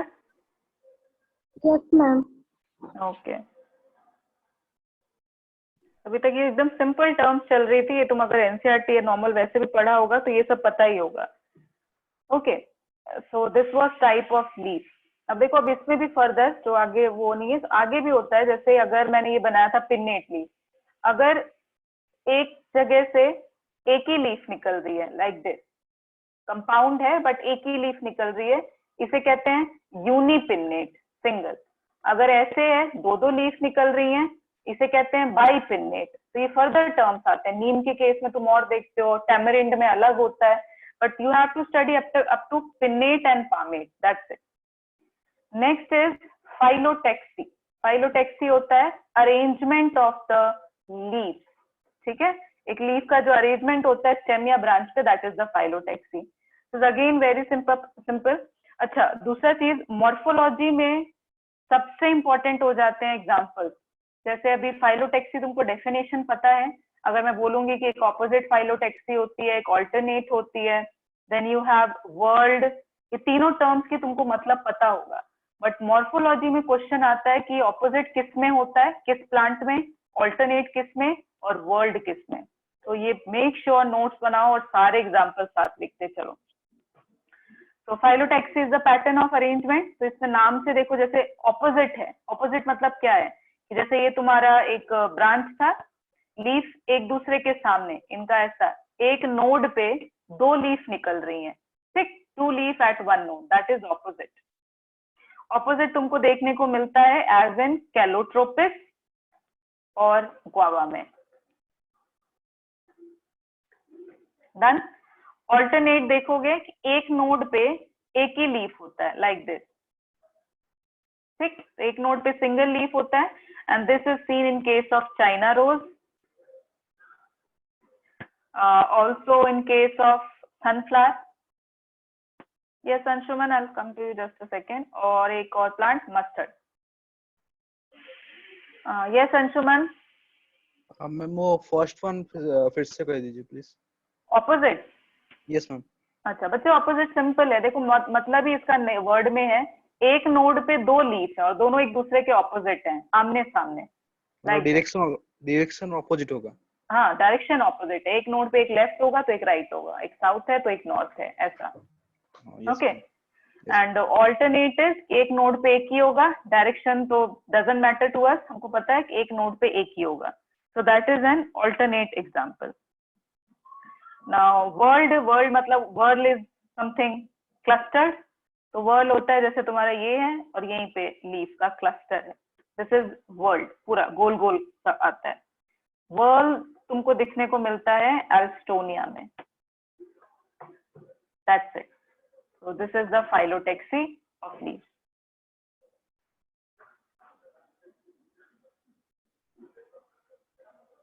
Got my point?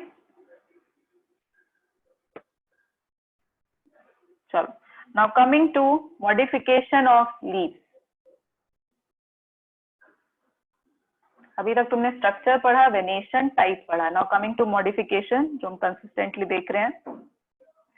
अब देखो, मैंने कहा था मॉडिफिकेशन उसके किसी भी पार्ट का हो सकता है, पीटियोल का भी, लीफ बेस का भी, लामिना का भी, ठीक है। तो पहला मैं तुम्हें बताती हूँ टेंड्रिल का, ठीक है। पीछे तुमने जो पढ़ा था दैट वाज स्टेम टेंड्रिल, जो कुकुरबिट में था, ठीक है। अब हम पढ़ रहे हैं लीफ टेंड्रिल। नाम एक ही है, ओरिजिन अलग है। अब देखो, लीफ टेंड्रिल भी बहुत सारे पार्ट से बन सकता है। फॉर एग्जाम्पल, अगर पूरा का पूरा लीफ ही टेंड्रिल बन जाए, मतलब एक नोड पे तो लीफ आया था, अगले नोड पे लीफ आना चाहिए था, लेकिन वहां से क्या आ गया, टेंड्रिल। तो sometime the leaf lamina is forms a tendril, sometime petiole forms a tendril। तो टेंड्रिल का एग्जांपल है पी, ठीक है, तुम्हारा sweet pea, Pisum sativum, wild pea जिसको लेथाइरस ओडोरेटस कहते हैं। Pea is an example of a leaf tendril, ठीक है। और इसमें तुम्हारे जैसे स्माइलेक्स भी होता है, ओके, ग्लोरी लिलीज भी होती हैं। These are different example. One is your tendril. Second है spine, leaf spine. Leaf spine तो तुमने अभी खुद बताया था, opuntia, that is your cactus, okay. तो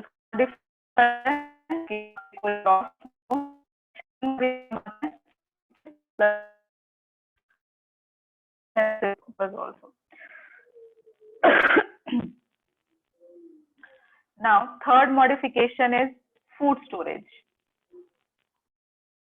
yeah, scale leaves. This you can see in case of onion, ठीक है। अनियन में वो वाटर और फूड स्टोर करने के लिए बन जाता है, okay. Then one more thing,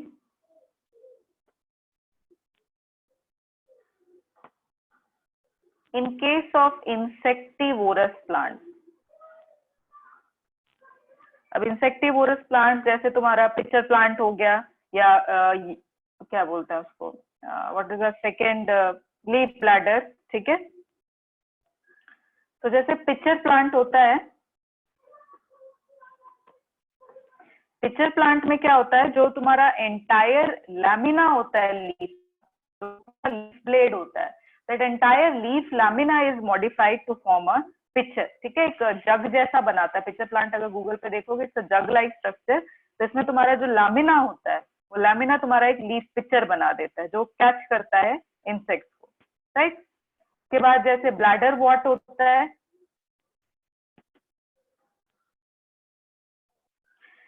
bladder what में तुम्हारा सबमर्ज लीव्स होती हैं, ठीक है। लीफ का कुछ पार्ट ब्लैडर बनाता है, कुछ पार्ट होता है, पूरा bladder wort. What is the scientific name of bladder wort? Can anyone tell me the scientific name?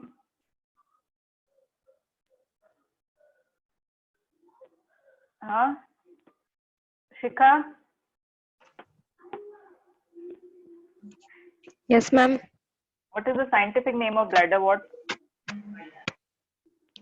Sir, ma'am, don't know. Okay. Yes, Aishri? Ma'am, utricularia. Utricularia, right. And Jyotirmayee, pitcher plant का scientific नाम क्या होता है? तो तुमने hand नीचे कर लिया।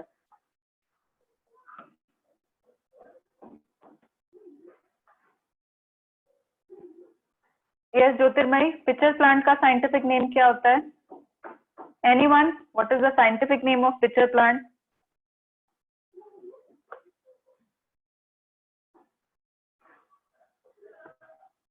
Yes Harshika? Ma'am, Nepenthes. Nepenthes, right. Yes Pratyush, यही आंसर होगा, नेपेंथिस ठीक है, पिक्चर प्लांट के केस में। तो इनके केस में the leaf lamina is modified to form the insect catching part. Got my point? अभी क्लियर हो गया? इसमें कुछ डाउट है मॉडिफिकेशन ऑफ लीफ में? नो? तो अभी जो तुमने 3 पार्ट्स की बात की है, रूट, स्टेम, लीफ, इनको हम कहते हैं vegetative parts of the plant. Then we have the reproductive part of the plant. Reproductive part क्या है तुम्हारा? फ्लावर, ठीक है, that is the flower in case of plant. तो फ्लावर का हम will start first with the parts of the flower. The inflorescence thing वो मैं बाद में बताऊंगी, पहले हम फ्लावर डिस्कस कर लेते हैं। सी, जो टर्म्स तुमको पता है फ्लावर में, इसमें 4 वर्ल्स होते हैं, कैलिक्स, कोरोना, गाइनीशियम, ठीक है। तो based on symmetry flower can be actinomorphic. So I'm writing the terms. Will tell me these one by one. Zygomorphic, ठीक है। Then उसके बाद bisexual, bract, right?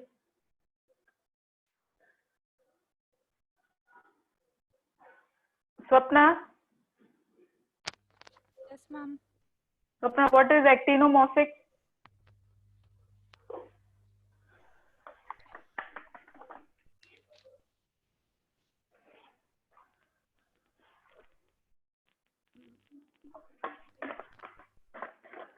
Ma'am, which can be cut into 2 equal parts. Very good. So actinomorphic is a symmetry. इसकी equivalence draw करो तो जो animals में radial symmetry होती है वही प्लांट्स में एक्टिनोमॉर्फिक होती है। कि तुम उसको 2 इक्वल हाफ में कर सकते हो, कहीं से भी कट करो, it can be divided into 2 equal half. तो actinomorphic, again I am saying, इसके एग्जांपल्स लिखते चलना सारे।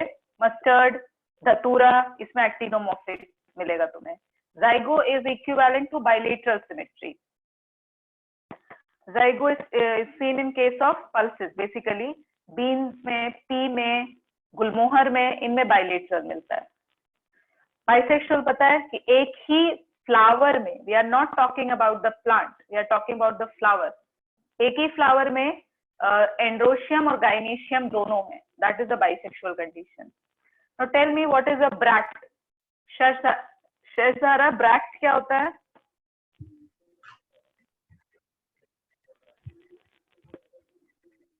Shazara, am I audible to you?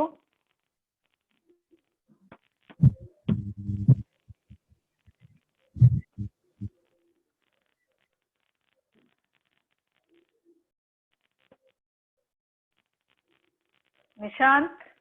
Yes, ma'am. Okay, what is a bract?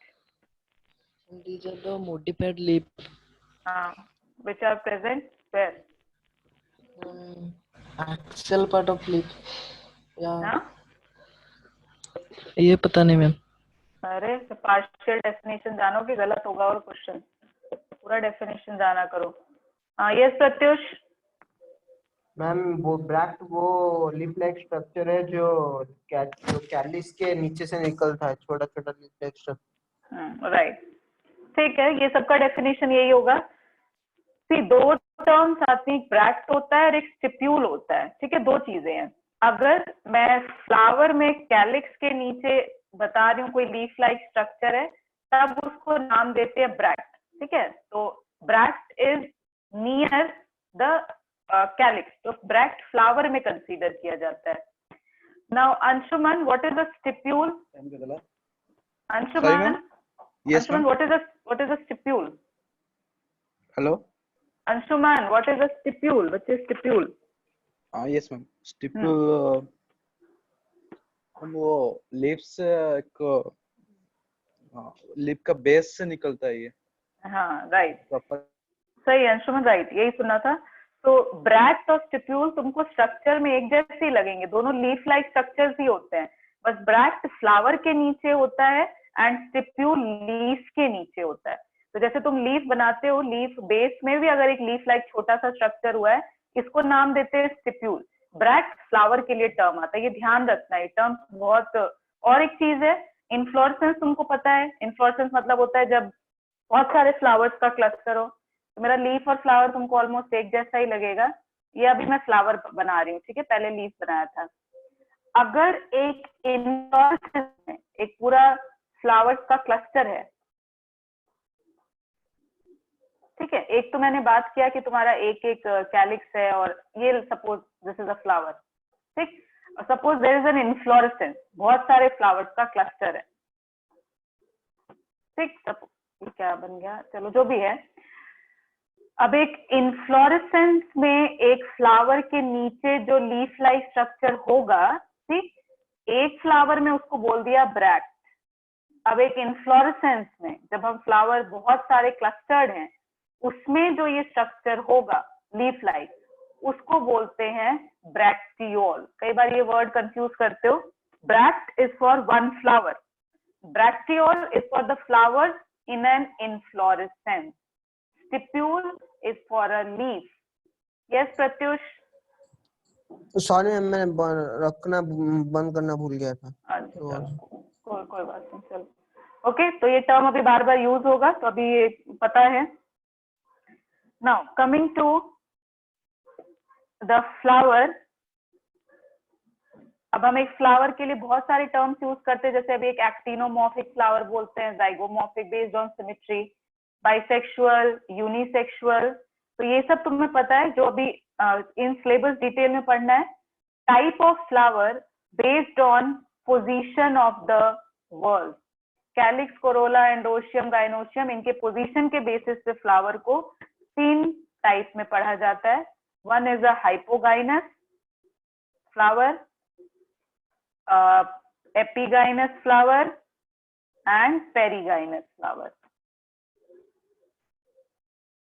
3 type के फ्लावर्स होते हैं, राइट। हाइपो मतलब होता है नीचे, कम। गाइनो इज फॉर ओवरी, गाइने मतलब फीमेल। तो ये ऐसा फ्लावर है जिसमें रेस्ट ऑफ द वर्ल्ड मतलब calyx, corolla, androecium, these are below the ovary. तो ये टर्म वहां से आता है, हाइपोगाइनस, बिलो द ओवरी। तो ये ऐसे फ्लावर है जिसमें ओवरी तुम्हारा ऊपर होता है। ऊपर किसके? रिसेप्टिकल के। Suppose this is the thalamus या रिसेप्टिकल। बाकी सेपल, पेटल, सब स्टेमेन सब नीचे हैं, एंड ओवरी जो है वो सबसे ऊपर है, सिर्फ ओवरी। स्टिग्मा की बात नहीं हो रही। फाइव से ओवरी तुम्हारी इसकी बात है। बच्चे क्या करेंगे, डायग्राम में स्टिग्मा का पोजीशन देखते हैं कि मैम वो तो अभी भी ऊपर है तो वो हाइपो है। नहीं, we have to understand only with respect to the position of ovary. तो ऐसा फ्लावर जिसमें ओवरी ऊपर होती है, बाकी उसके नीचे हाइपोगाइनस। और एग्जाम्पल ऐसी ओवरी को क्या कहोगे? सुपीरियर। तो एग्जाम्पल्स हैं जैसे इसके, come on tell me the example of hypogynous flower, फटाफट।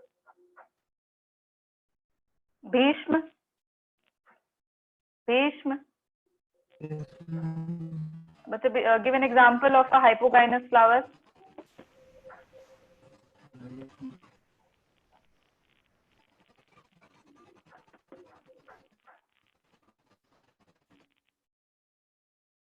Yes Utkalika. Ma'am China rose, mustard, brinjal. Right.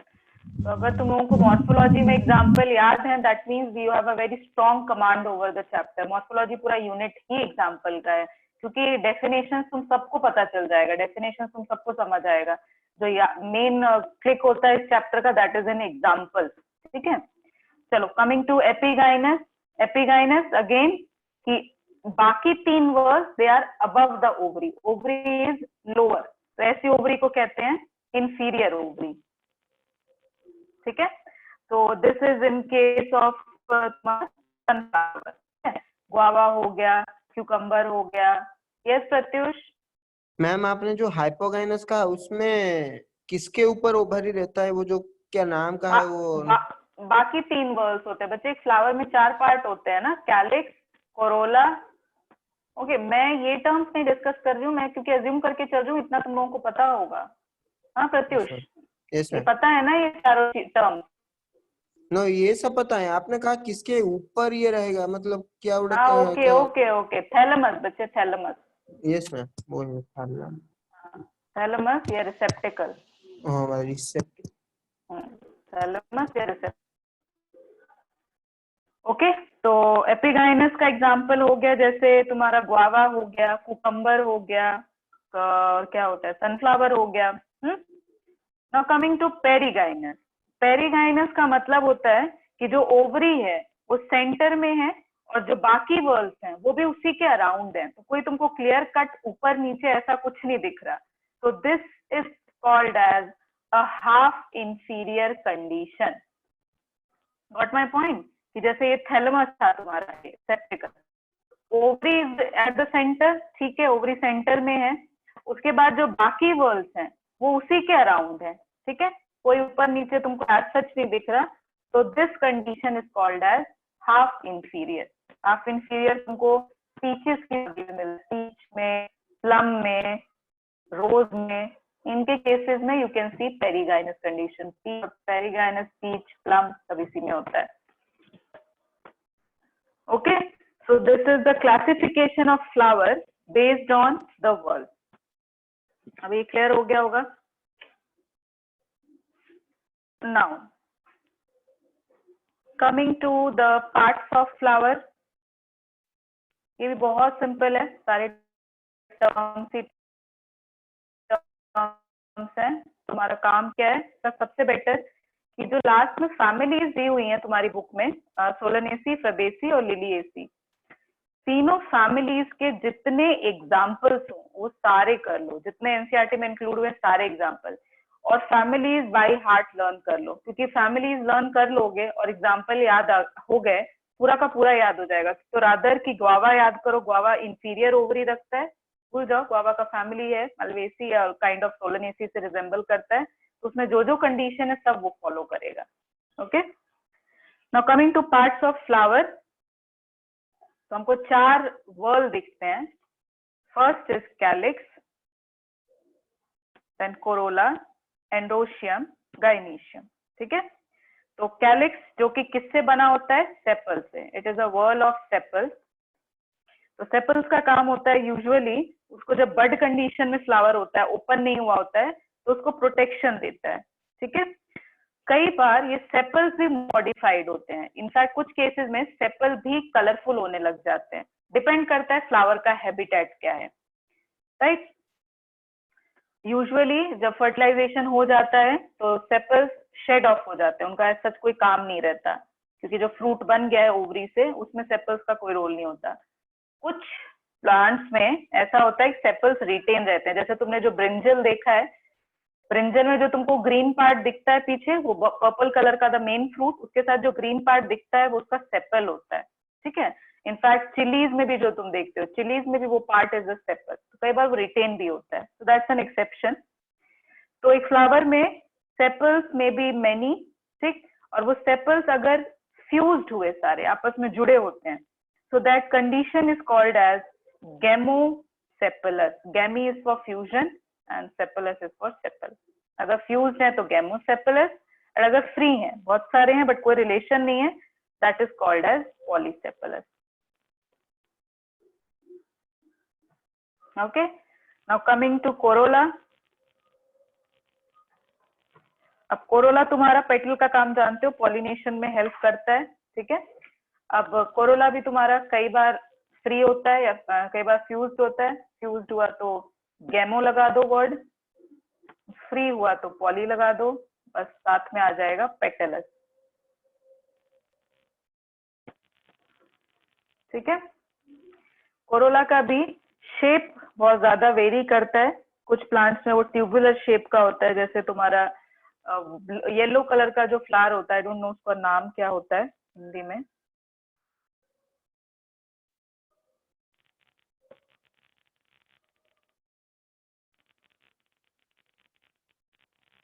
okay। Now the third is, okay, before going to androecium and gynoecium, यहाँ बीच में रुक के एक चीज पढ़नी है तुमको जिसको एस्टिवेशन कहते हैं, ठीक है। अभी हमारे 2 वर्ड्स बचे हैं, we have to study androecium and gynoecium. अभी हमारा एक एस्टिवेशन हम पढ़ेंगे, जैसे फाइलोटेक्सी लीफ अरेंजमेंट था, ऐसी एस्टिवेशन होता है कैलिक्स और कोरोला का अरेंजमेंट, या सेपल और पेटल्स का अरेंजमेंट।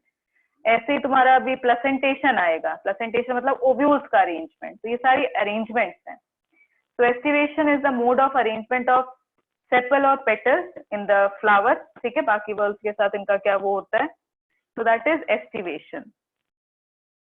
Okay, तो आई एम स्टॉपिंग. 2 वर्ड्स रह गए, मैं पहले estivation बता देती हूँ तुमको. अब estivation भी होता है तुम्हारा. First is your valvate. Velvet मतलब सबसे सिंपल एस्टिवेशन. ठीक, मतलब इसमें जो 5 या 4 सेपल हैं, they are not overlapping each other. वो सिर्फ एक दूसरे को टच कर रहे हैं मार्जिन पे.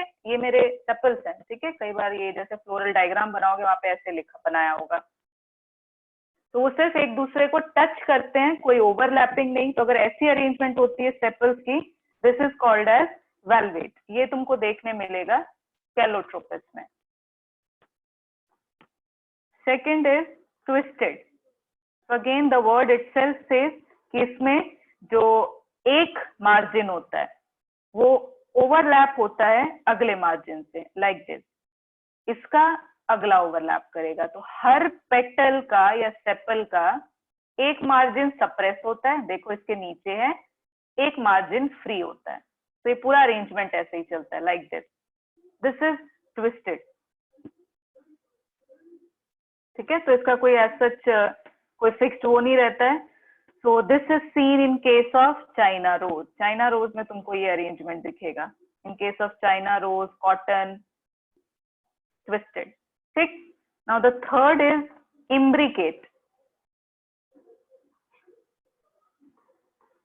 ठीक, इम्ब्रिकेट क्या होता है? इम्ब्रिकेट में अगेन ऐसा ही तुमको कुछ कुछ दिखेगा, बट कोई फिक्स पैटर्न नहीं होता. तो इम्ब्रिकेट में क्या दिखेगा कि तुमको एक वर्ल जो है वो पूरा का पूरा सप्रेस्ड होगा. सप्रेस से मेरा मतलब है कि वो दोनों साइड से उसको कोई वर्ल कवर करके रखेगा. ठीक, लाइक दिस. तो ये ज्यादा ही रफ हो गया मेरे से, पर देखो एक सेपल या पेटल जो है वो कंप्लीटली अंदर सप्रेस्ड है. उसके दोनों मार्जिन अंदर हैं. एक वर्ल है, उसके दोनों मार्जिन ऊपर हैं, फ्री. बाकी जो 3 वर्ल हैं वो कैसे फैशन में है? ट्विस्टेड फैशन में. एक फ्री, एक फ्यूज. That is imbricate. ठीक है, इम्ब्रिकेट तुमको दिखता है गुलमोहर में. और भी है एग्जाम्पल, गुलमोहर है, केसिया में दिखता है. ठीक, अब now the fourth one which is the most important one. इस पे बहुत बार क्वेश्चन आया फिर से. इसको कहते हैं वेक्सिलरी एस्टिवेशन. इसमें क्या होता है? एक बड़ा पेटल होता है जिसको कहते हैं स्टैंडर्ड. देन 2 छोटे पेटल्स होते हैं जिनको कहते हैं विंग. एंड 2 पेटल नीचे होते हैं जो फ्यूज्ड होते हैं एक दूसरे के साथ, जॉइंट. ठीक, तो एक जो सबसे बड़ा पेटल होता है, this is called as the vexillum या स्टैंडर्ड पेटल. ठीक, जो साइड में है, दोनों फ्री हैं, इनको कहते हैं विंग या लेटरल पेटल. साइडवेज हैं. जो 2 नीचे हैं ये फ्यूज्ड है एक दूसरे से, इनको कहते हैं कील. इस पे बहुत बार क्वेश्चन आया है. ये एक यूनिक फीचर है पी फैमिली का. दैट मीन्स फेबेसी फैमिली का ये बहुत क्रूशियल डिस्टिंग्विशिंग फीचर है, vexillary aestivation. What's my point?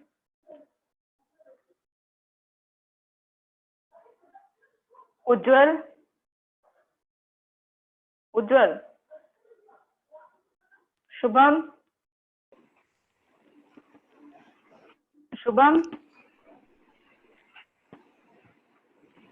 No response. Ishwar,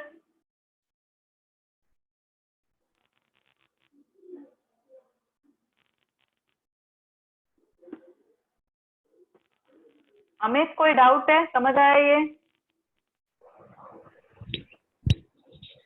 Amit, sure? समझ आ गया? Yes ma'am. ओके अमित, बताओ अमित, वेक्सिलरी एस्टिवेशन का एक प्लांट का एग्जांपल दो, टी को छोड़ के.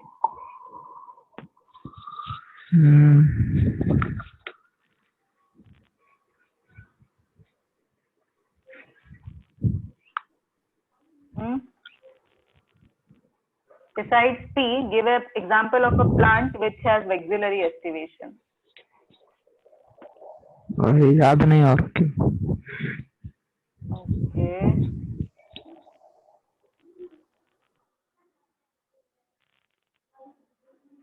बार बार सेम हैंड से ऊपर आते हैं, बाकी बच्चे अभी raise your hand and answer. Yes Jyoti Rekha. Ma'am pea plant. बच्चे पी हो गया, मैंने कहा पी के अलावा बिसाइड्स पी। Ma'am bean. हाँ बीन्स, इनफैक्ट पूरा बेसिक फैमिली इसका एग्जाम्पल है, तो कुछ भी बोल दो, कोई भी बीन बोल दो, कोई भी लेंटल बोल दो, सब इसी में आता है। ओके तो हमने अभी 2 वर्ड्स पढ़े। Abhishek, do you have any doubt? Abhishek कोई डाउट है? नहीं है मैम, नहीं वही है। एग्जांपल दे रहा था मैं। Okay okay, so we are done with 2 words, calyx और कोरोला। अब आते हैं एंडोशियम और गाइनेशियम पे। so androecium is a word of stamen. ठीक, स्टेमेन तुम जानते हो, इट्स अ स्पोरोफिल, माइक्रोस्पोरोफिल कहते हैं। एंथर होता है, एंथर भी तुमने पढ़ा हुआ है, इट्स अ बाइलोब्ड, डाइफिकस, टेट्रास्पोरेंजिएट, ये वर्ड्स होते हैं। ठीक है, कंडीशन। नाउ अब एंडोशियम में तुमको क्या क्या टर्म्स पता होना चाहिए। पहला चीज है कि द स्टेमेन्स आर फ्री। ठीक है, फ्री हैं तो वर्ड यूज होगा पॉलीएंड्रस। सेम, ये अगर एक जगह समराइज करके वर्ड चलोगे ना तो बहुत हेल्प होगी। फ्यूज्ड होते हैं तो हम बोलते हैं दैट्स अ अडल्फस कंडीशन। फ्यूज होके अगर एक बंडल बनाते हैं तो हम उसको क्या कहते हैं? मोनो अडल्फस। जैसे तुमको चाइना रोज में दिखता है। 2 बंडल हुए तो डाई एडल्फस, जैसे तुमको दिखता है इन केस ऑफ पी। ठीक, या बहुत सारे बंडल हुए तो पॉली अडल्फस, जैसे दिखता है तुम्हें किसमें? लेमन फैमिली में, सिट्रस में। Okay, so besides this there is one more term. ये टर्म्स हैं जो मैं इससे रिलेटेड बता रही हूँ। फ्री ऑफ यूज तो हो गया। अब एंडोशियम में ही I'll stop with androecium, gynoecium हम कल करेंगे या नेक्स्ट क्लास में करेंगे। देन अगर स्टेमेन जो है वो स्टेराइल है, पता है स्टेराइल स्टेमेन कोई प्लांट क्यों बनाएगा? क्योंकि अगर प्लांट बाइसेक्सुअल है लेकिन उसको क्रॉस पॉलिनेशन फेवर करना है, तो कुछ प्लांट्स ने ये मैकेनिज्म निकाला, they form a sterile stamen. So that sterile stamen condition is called as staminode. ठीक, अगर स्टेमेन जो है वो कई बार अटैच रह जाते हैं पेटल के साथ ही, they are fused with petal, उसके लिए वर्ड होता है एपीपेटलस। अगर स्टेमेन फ्यूज हो जाए पेरियांथ के साथ, पेरियांथ आई होप पता होगा ना कि जब तुम सेपल और पेटल में डिफरेंशिएट नहीं कर सकते, दोनों एक जैसे लगते हैं, सेपल एंड पेटल, याद आया? ग्रीन और कलरफुल। अगर तुम डिफरेंशिएट नहीं कर सकते उस कंडीशन को कहते हैं पेरियांथ। तो अगर स्टेमेन पेरियांथ के साथ फ्यूज होते हैं उसे कहते हैं epiphyllous. So these are the term associated with androecium. ठीक है, टर्म्स सब पता होती हैं, बस थोड़ा सा मिक्सअप कर देते हो, तो बेटर लिख लो, उसके बाद वो याद रहेगा। ओके, तो I am finishing the class here only. Tomorrow will study with gynoecium and then floral formula, and we have to do inflorescence, right? Okay, chalo.